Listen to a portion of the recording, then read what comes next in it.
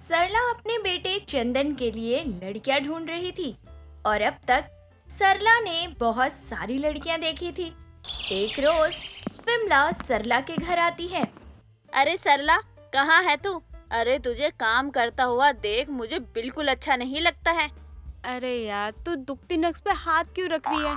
बोल ना, तुझे क्या काम है? मैं घर का काम ही तो कर रही हूँ यार।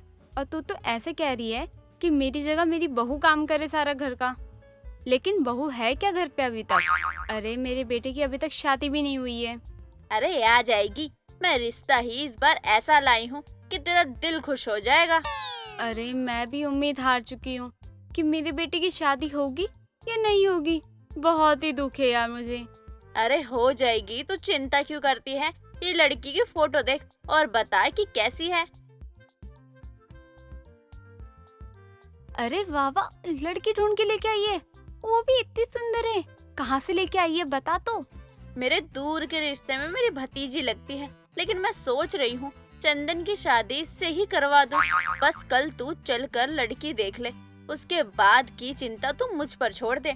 ठीक है विमला, कल सुबह ही निकल जाएंगी, वो भी लड़की देखने के लिए। बस भगवान करे इस बार बात बन जाए। हाँ हाँ, शाम में ही मैं बातचीत कर लूंगी। उसके बाद हम दोनों लड़की को देखने जाएंगे। और हाँ, तू थोड़ा कम सवाल जवाब करना लड़की से। ठीक है, बस मुझे लड़की चाहिए अपने बेटे के लिए। और अगली सुबह विमला सरला को लड़की दिखाने ले जाती है। लड़की वालों के यहाँ पहुँचकर विमला सरला से बातें करते हुए, सरला, ये मेरी बड़ी बहन की ननद लगती है। अच्छा बहन जी, आपको मेरे बेटे की फोटो देख के पसंद आया है ना? हाँ बहन जी, बिल्कुल पसंद आई है। अभी मैं आपको अपनी बेटी दिखा देती हूँ, उसके बाद अगर वो आपको पसंद आ जाए तो आप रिश्ता आगे बढ़ा लीजिएगा। जी जरूर बहन जी। कुछ देर बाद रिंकू का आना होता है। रिंकू अपने हाथों में ट्रे लिए आती है जिसमें बहुत सारे गुलाब जामुन थे। अरे लड़की तो बहुत ही सुंदर है, मुझे तो रिश्ता पसंद ही आ गया है। आओ बेटी, मेरे पास बैठो। अरे मेरे पसंदीदा गुलाब जामुन। हाँ, ये मेरी बेटी ने अपने हाथों से बनाए हैं, खाकर बताइए कैसे बने हैं। अरे क्यों नहीं, सच में गुलाब जामुन बनाया तो बड़ा ही टेस्टी है। विमला और सरला दोनों गुलाब जामुन खाते हैं और उन्हें रिंकू के हाथों के गुलाब जामुन पसंद आ जाते हैं। अब दोनों बहुत खुश हो जाते हैं और जाते जाते अपने बेटे चंदन का रिश्ता भी पक्का कर जाते हैं। बहन जी, जल्द ही मुलाकात होगी, अब तो हम समधन बनने वाले हैं। अब कुछ दिन बाद ही चंदन और रिंकू का रिश्ता करवा दिया जाता है और शादी की तारीख भी पक्की करवा दी जाती है, जिसके बाद दोनों की चटमंगनी और पट बिहा भी हो जाता है और रिंकू अब अपने मायके से विदा होकर ससुराल आ जाती है। मैं पड़ोस में ही रहती हूँ, तुझे वैसे तो इस घर में कोई दिक्कत नहीं होगी, लेकिन कोई काम हो तो याद जरूर करना। अरे नहीं, मेरी बहू को भला कोई दिक्कत नहीं होगी। अच्छा बहू, आज तो आराम कर ले, कल तेरी रसोई की पहली रस्म है, उसमें ना कुछ अच्छा सा बना लियो। वैसे बहू क्या बनाएगी तू? अरे रिंकू, वो गुलाब जामुन बनाई हो तू, जो हम तुझे देखने आए थे, जो तेरे घर पे खाए थे ना, वो वाले। हाँ बहू, वही गुलाब जामुन बना लियो। रिंकू अब जब अपनी सास के मुंह से ये सुनती है कि उसे कल पहली रसोई में गुलाब जामुन बनाने हैं, तो वह बहुत ज्यादा परेशान हो जाती है। हे भगवान, अब इन्हें कैसे बताऊं कि वो गुलाब जामुन असल में मैंने बनाए ही नहीं थे, बल्कि वो गुलाब जामुन तो माँ ने बाहर से मंगवाए थे। बस उस वक्त माँ ने थोड़ा सा झूठ बोल दिया और कल तो मेरी पोल खुल कर ही रहेगी। लेकिन मुझे जैसे भी हो गुलाब जामुन तो बनाने ही होंगे। रात को रिंकू कई वीडियो देखती है कि गुलाब जामुन कैसे बनाया जाता है और अगली सुबह वह मेहमानों के लिए रसोई में जाकर गुलाब जामुन बनाने लगती है।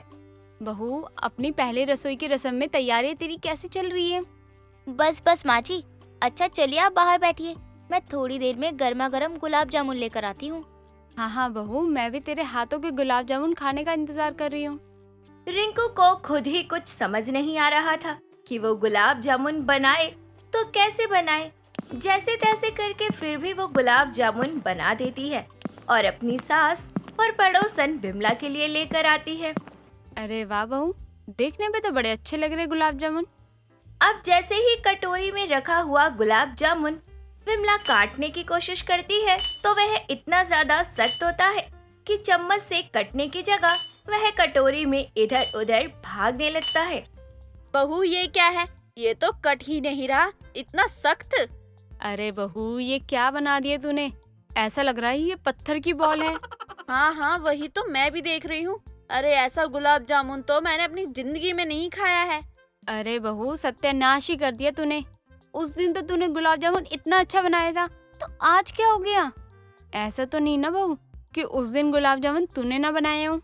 मुझे तो पहले ही गुलाब जामुन बनाने वाले पाउडर में कुछ गड़बड़ी लग रही थी, और देखो सच में उसमें गड़बड़ी ही हो गई। क्या वो पाउडर खराब है? अरे उस लाला ने मुझे खराब सामान दिया, उसको तो अब जाके मैं बताऊंगी। अरे मैं उससे सामान लेना ही छोड़ दूंगी, मैं किसी और दुकान से लेके आऊंगी। हाँ माँ जी, बेकार पाउडर दे दिया था उसने, तभी तो गुलाब जामुन ऐसे बने हैं। देख तो जरा, मैंने तो सोचा बहू को ही गुलाब जामुन बनाना नहीं आता। नहीं नहीं, मुझे सब बनाना आता है, लेकिन आज कुछ ऐसा होगा ये तो मुझे नहीं पता था। रिंकू जैसे तैसे बहाना बनाकर बच तो जाती है, लेकिन उसे अब इस बात का डर था कहीं दोबारा से रिंकू की सास उसे गुलाब जामुन बनाने को ना कह दे। ऐसे ही इस बात को 2-3 दिन बीत जाते हैं और एक रोज सरला फिर से अपनी बहू से कहती है, बहू मैं आज शाम को गुलाब जामुन का पाउडर ले आऊंगी, तू कल गुलाब जामुन बना दियो। हाँ हाँ ठीक है माँ जी, मैं कल गुलाब जामुन बना दूंगी, लेकिन इस बार का पाउडर अच्छा होना चाहिए। हाँ हाँ अच्छा होगा, तू चिंता मत कर।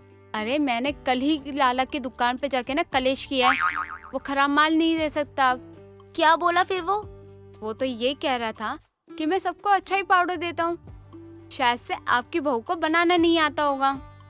अरे एक नंबर का झूठा और बेईमान है वो। अरे बहू, वो कितनी बार सामान खराब दे देता है, ऊपर से वो मानता भी नहीं है। देखते हैं इस बार क्या होता है।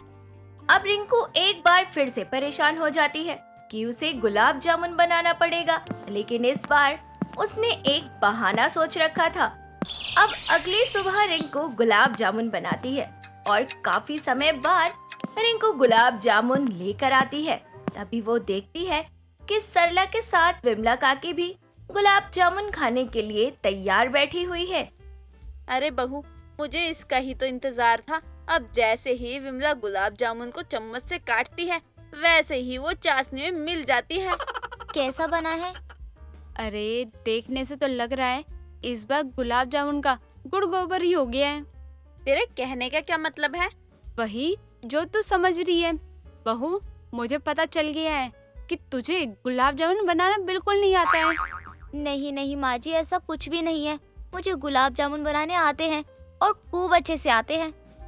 हाँ हाँ बहू, अब भी झूठ बोले, नतीजा तो तेरे सामने पड़ा है। नहीं नहीं, मैं झूठ तो बिल्कुल भी नहीं बोल रही हूँ। अरे सरला सच ही तो कह रही है, तुझे गुलाब जामुन बनाना नहीं आता क्या? अब आपको पता ही चल गया है तो अच्छी बात है। सच तो यही है कि मुझे जब आप लोग देखने आए थे ना, तो उस दिन के गुलाब जामुन भी मैंने नहीं बनाए थे। देखा, मुझे लगा ही था। इसका मतलब तो ये है कि तुझे गुलाब जामुन बनाना ही नहीं आता है। हाँ, नहीं आते मुझे गुलाब जामुन बनाने। सरला अपनी बहू से ज्यादा तो उसके गुलाब जामुन से परेशान हो जाती है और सच्चाई तो ये थी कि सचमुच में रिंकू को गुलाब जामुन बनाना आता ही नहीं था। सरला सुबह सुबह अपने बेटे अजय को खाना देते हुए ताने भी दे रही होती है। तू मुझे आज बता ही दे कि तुझे शादी करनी है या नहीं। मैं तेरे लिए खामखा ही रिश्ते देख रही हूँ और तू इतना बड़ा बिजनेसमैन हो रहा है कि मेहमान यहाँ बैठे हुए हैं और तू आता ही नहीं है। घंटों तेरे इंतजार में लड़की बैठी रहती है और जाते हो मुझे कल को कह गए कि आपकी बेटी की शादी अब हो ही नहीं सकती। मम्मी, आप मुझे पहले ये बता दो कि आप मुझे ताना देकर पेट भरना चाहती हो या खाना देकर? एक साथ तो दोनों हजम नहीं होगा। अरे रे नलायक, थोड़ी तो शर्म कर ले। आज अगर तेरा बाप होता ना तो तुझे बताता। तू तो मेरे हाथों से निकल ही चुका है। मम्मी देखो, कुछ समय और दे दो, एक अच्छी सी नौकरी मिल जाए, उसके बाद जिससे मन हो करवा देना शादी। हाँ हाँ, मैं भी देखती हूँ कि तुझ जैसे नालायक को काम कौन देता है और कब तू शादी करता है। अब तो तेरे लिए कोई रिश्ता भी आएगा ना तो मैं तो साफ साफ कह दूंगी कि मेरे नालायक बेटे को अगर आप अपनी बेटी दे रहे हो तो ये आपकी जिम्मेदारी है, मेरी नहीं। हाँ हाँ ठीक है, आप उनसे यही कहना। अभी मैं जा रहा हूँ अपने दोस्त के घर। आज तक मैंने तेरे इस दोस्त को तो नहीं देखा जिससे तू जोरू की तरह मिलने जाता है। कहीं तेरा किसी लड़की के साथ चक्कर तो नहीं चल रहा ना? माँ, आपको अपने बेटे पे यकीन नहीं है? अगर नहीं है तो ठीक है, लेकिन मैं अपने पिता का नाम मिट्टी में मिलने नहीं दूंगा।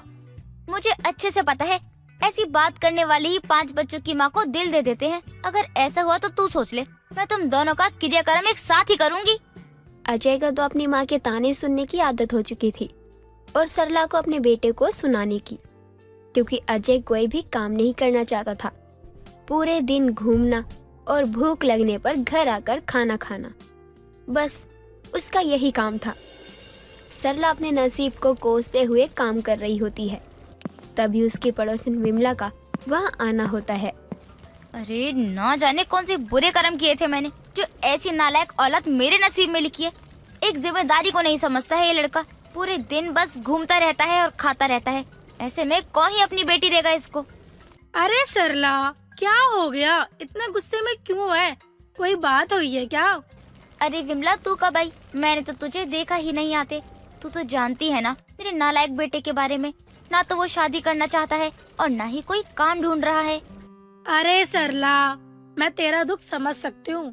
तू भी अपने बेटों से बहुत परेशान है और मेरा बेटा तो रात के 10-11 बजे से पहले घर ही नहीं आता और आजकल तो वो पीकर भी आने लगा है। ना जाने कैसी संगत में पड़ गया है वो। अरे विमला, बस एक यही पाप तो अभी तक मेरे बेटे ने नहीं किया, लेकिन मैं तुझे बता रही हूँ वो इसे भी करके मुझे दुख देगा। सरला, मेरा तो मन हो रहा है सब छोड़ छाड़ कर यहाँ से चली जाऊँ। बहुत परेशान हो गई हूँ। अरे जाने दे, ये तो सुधरने से रहे। बस मैं तो इन्हें समझा ही सकती हूँ। जिस दिन मरूंगी ना, उस दिन इसे समझ आ जाएगा कि माँ सही कह रही थी। अच्छा तू मुझे ये बता, शाम में बाजार चलेगी मेरे साथ? हाँ हाँ, मैं भी तुझे यही कहने आई थी, शाम को बाजार चलेंगे। अब सरला अपने कामों में लग जाती है और विमला भी वहाँ से चली जाती है। अब देर शाम सरला और विमला दोनों ही बाजार के लिए निकलते हैं और रास्ते में चलते हुए बातें भी कर रहे होते हैं। तुझे पता है सरला, कांता का बेटा एक लड़की को भगा कर लाया था और लोग तो कह रहे थे कि वो लड़की भी मुस्लिम थी। कांता ने तो अपने बेटे को मारा भी था, लेकिन लड़की का भाई और बाप भी आकर उस लड़के को पीट कर गए हैं। अरे हाँ, मैं तो पूछना ही भूल गई तुझसे। अरे घर का ही इतना काम हो जाता है कि घर से निकल ही नहीं पाती हूँ, और एक मेरा नालायक बेटा, उसके कारण तो मैं इतनी टेंशन में रहती हूँ। अरे बहुत लड़ाई झगड़े हुए, बहुत। रात का समय था तो मुझे आवाज आई तो मैं भी उठ गई। अरे एक मिनट सरला, वो तेरा ही बेटा है क्या? अरे कहाँ है वो नालायक? मुझे तो कहीं नहीं दिख रहा। लगता है इस नालायक के लिए रोते रोते आंखें भी खराब हो गई हैं मेरी। अरे ध्यान से देख, तेरे बेटे के साथ एक बुरखे वाली लड़की है और वो उसका हाथ पकड़े हुए है। हाँ, तुझे लेकर चलती हूँ। मुझे तो लग रहा है तेरे बेटे का किसी मुस्लिम लड़की से चक्कर चल रहा है। अरे सरला, वो तो हमें देखकर भागे जा रहे हैं। विमला और सरला बाजार में अजय और उस बुरके वाली लड़की को ढूंढने लग जाते हैं, लेकिन उन्हें अजय और वो लड़की कहीं नहीं मिलते। अब विमला और सरला सब्जियां लेकर घर आने लगती हैं। विमला, मैंने तो अजय को देखा ही नहीं, लेकिन तू सच कह रही है ना? तूने मेरे अजय को देखा था ना, लेकिन वो बुरके वाली लड़की के साथ कर क्या रहा था? अरे तेरे सर की कसम, वो तेरा ही बेटा था। मैं तो कह रही हूँ वो तेरे हाथों से निकल चुका है। अब तू कुछ भी कर ले। आज आने दे से घर। इसे मैंने भी ना घर से बाहर निकाला ना, तो मेरा नाम भी सरला नहीं। अब सरला घर पहुंचती है तो वो देखती है उसका घर खुला हुआ है। विमला भी साथ में सरला के घर आती है और देखती है कि अजय तो घर में ही है। अजय, तू अभी किसके साथ बाजार में था? देख, मुझसे झूठ मत बोलियो, क्योंकि बिमला की नजर बाज से भी तेज है। सच बोल, विमला क्या कह रही है कि तू किसी लड़की के साथ बाजार में घूम रहा था? देखो देखो कितना बेशरम हो गया ये। मैं इससे पूछ रही हूँ कि तू किसके साथ था, और ये है कि मुस्कुराए जा रहा है। माँ, मैंने आज आपका सपना पूरा कर दिया। अरे नूरी, अरे माँ के लिए पानी ले आओ, और हाँ, विमला आंटी के लिए भी ले आना। नूरी, सरला तूने नई नौकरानी रख ली क्या? चुप कर, ये नाम तो कहीं तो उस बुरके वाली को इस घर की बहू तो नहीं बना ले आया? अरे माँ, आप बैठो ना, क्यों इतना सोच रही हो? पहले आने तो दो अपनी बहू को, मतलब नूरी को। अजय जिससे प्यार करता था वो उससे शादी भी कर चुका था, और बाजार में जो लड़की थी असल में वही सरला की बहू बन चुकी थी। नूरी मुस्लिम थी और जब नूरी पानी लाती है तो विमला और सरला की आंखें फटी की फटी रह जाती हैं। सरला की मुस्लिम बहू? क्या हो गया? सत्यानाश! अरे दूर हट, मैं तेरे हाथों का पानी भी ना पीऊं। अरे विमला, मुझे मेरे कमरे तक छोड़ा, वरना मैं तो यहीं मर जाऊंगी। इस कुलक्षणी के चक्कर में ये शादी नहीं कर रहा था, अब ये घर घर नहीं रहा। विमला, मैं तो लुट गई, बर्बाद हो गई। माँ, नूरी से मैं प्यार करता हूँ और उसके बिना रह नहीं सकता, जी नहीं सकता। माँ, और प्यार किया तो निभाना तो था ही ना। तू इसके बिना नहीं रह सकता था, लेकिन अब तो अपनी माँ को खोकर माँ के बिना रहेगा। तूने मेरे मरने का उपाय कर दिया। राम राम, हे शिव, ये मेरे बेटे ने क्या अनर्थ कर दिया। माँ चलो, मैं आपको आपके कमरे में छोड़ आता हूँ। तू तो मुझे छू ही मत। तूने तो मेरा धर्म ही भ्रष्ट कर दिया। ना जाने ऊपर जाके मैं भगवान को क्या जवाब दूंगी। सरला को जब पता चलता है कि उसका बेटा एक मुस्लिम लड़की के साथ शादी करके घर ले आया है तो सरला अपने कमरे से रात से निकलती ही नहीं और अपने बिस्तर पर बैठी राम नाम जाप कर रही होती है। अम्मी जान, आज मेरी पहली रसोई है। हम खाने में क्या बनाएं आपके लिए? माँ, नूरी आपसे कुछ कह रही है। खाने में क्या बनेगा बता दो। दोनों के दोनों मेरे कमरे से बाहर जाओ और इसे तू कह दे, ना ये मेरी बहू है और ना मैं इसे कभी बहू के रूप में स्वीकार करूंगी। और इसे कह दे कि इसकी पहली रसोई हो या आखिरी रसोई, इससे ही मुबारक। मैं मरने को मर जाऊं, लेकिन इसके हाथ का पानी तक ना पीऊं। अम्मी जान, हमसे कोई गलती हुई है क्या? हम तो यहाँ अपना घर परिवार छोड़ कर आए हैं, वो भी आपके साथ रहने। और अगर हमें यहाँ भी प्यार नहीं मिलेगा तो हम कहाँ जाएंगे अम्मी जान? पहली बात तो ये, तू मुझे अम्मी जान बोलना बंद कर। ये तू तब सोचती ना जब तुझे इस नालायक के साथ भागने का फैसला किया था। देख अजय, इसे मुझसे दूर रख, वरना मैं घर छोड़कर चली जाऊंगी। सरला अपनी बहू की पहली रसोई का बना खाना तो क्या, अपनी बहू से ठीक से बात तक नहीं करती है, क्योंकि सरला चाहती थी कि उसके घर में उसकी तरह घर संभालने वाली और पूजा पाठ में ध्यान देने वाली बहू चाहिए। लेकिन उसके बेटे ने तो एक मुस्लिम लड़की से शादी कर ली थी। सोनम पहाड़ी लड़की थी जो कि दिल्ली शहर में रहती थी। सोनम के सामने वाले घर में सुहासनी नाम की एक औरत अपनी बेटी ज्योति के साथ रहती थी। सोनम और ज्योति काफी अच्छे दोस्त भी थे। एक दिन सोनम अपने घर में अपनी माँ करुणा के साथ बैठी होती है, तभी ज्योति वहाँ पर चावल के फर्रे लेकर आती है। अरे ज्योति बेटा, यहाँ आओ, बैठो। आंटी जी, वो आज हमारे घर में चावल के फरे बने हैं, तो बस मैं वही आप दोनों के लिए लेकर आई हूँ। चावल के फरे? वो क्या होता है? मैंने पहले तो कभी नहीं खाए। माँ, आप क्यों नहीं बनाती हो ये? अरे जब हमारे पहाड़ में ऐसा कुछ बनता ही नहीं है तो मैं कैसे बना दूं? बेटा, वैसे ये होता क्या है, कैसे बनता है, जरा मुझे भी बता। मैंने भी बहुत सुना है इसके बारे में। आंटी जी, ये चावल के आटे से बनता है। हमारे यूपी में तो सब लोग बहुत चाव से खाते हैं। इसमें आपकी मर्जी होती है कि कौन सा बनाना है, दाल वाला या फिर आलू वाला।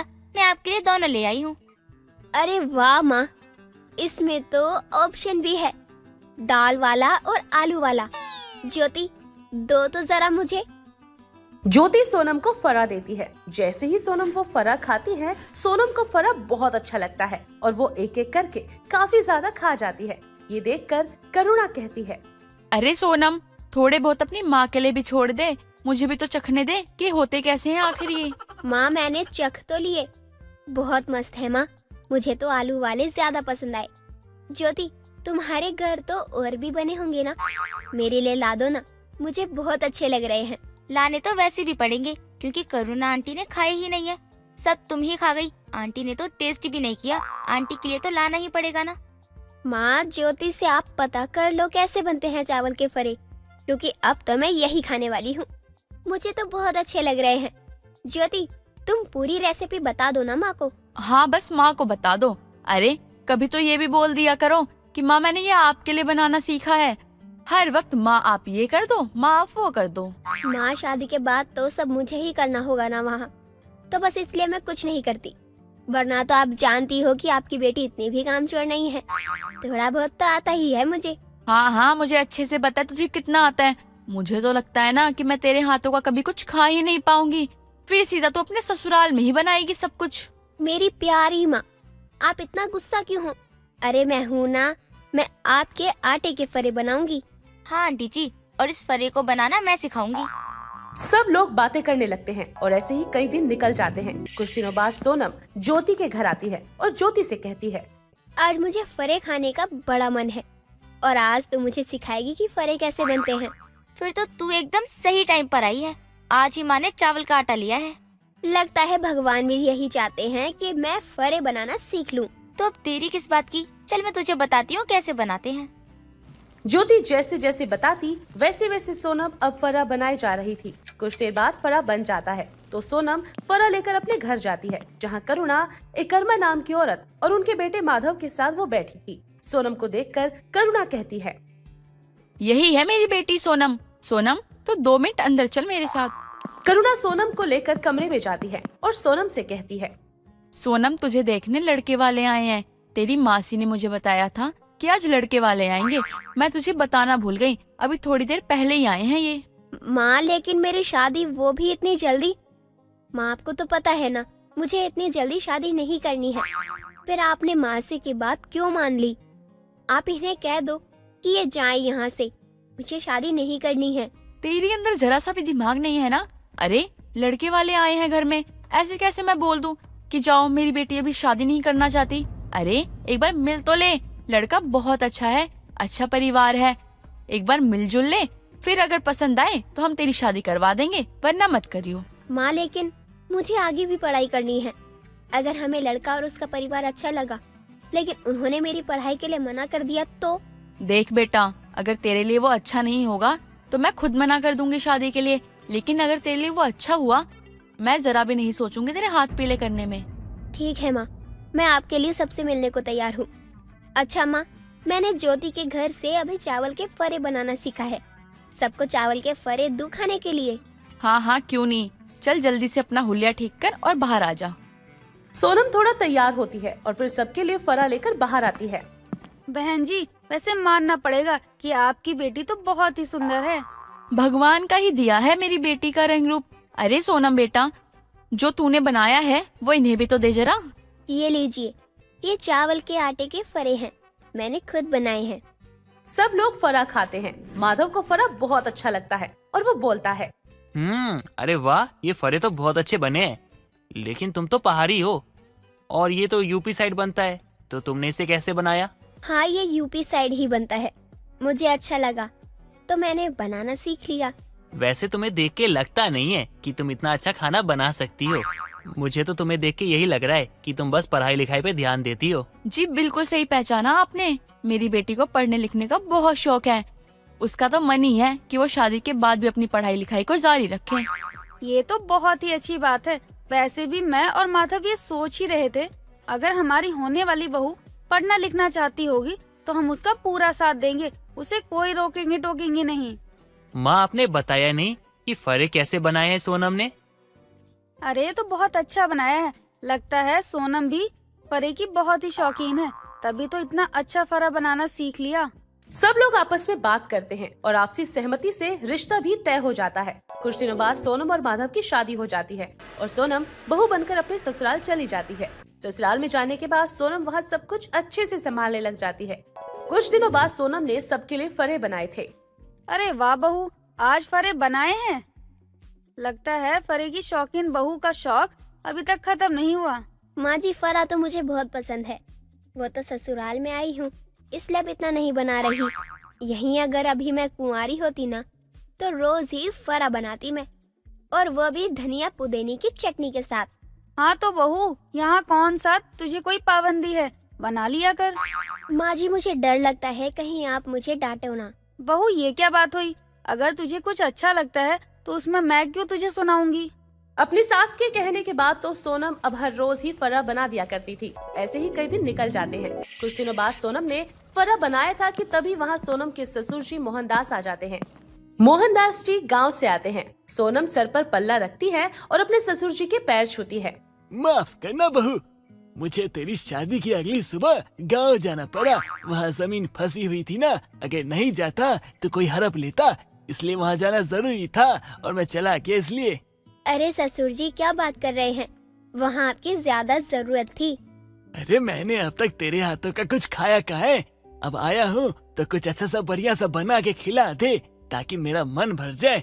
और हाँ, कुछ अच्छा सा बनाइयो। सोनम तुरंत रसोई में जाती है और बने हुए फरे को गर्म करके अपने ससुर जी को दे देती है। मोहनदास को फरे बहुत अच्छे लगते हैं और वो अपनी जेब से पैसे निकालकर सोनम को देते हैं। ये ले, पैसे रख। और हाँ, खुश रह तू, इतना अच्छा बनाया है, रोज बनाया कर। तभी वहाँ रमा आती है और बोलती है, लगता है चावल के फरे की शौकीन बहू ने सब पर अपने फरे का जादू ही चला दिया है। अरे अब बहू ने बनाए हैं तो अच्छा ही होंगे ना, और खाने के बाद तो और ज्यादा अच्छे लग रहे हैं मुझे। सब लोग हंसने लग जाते हैं और सोनम के फरे उसके ससुराल में भी फेमस हो जाते हैं।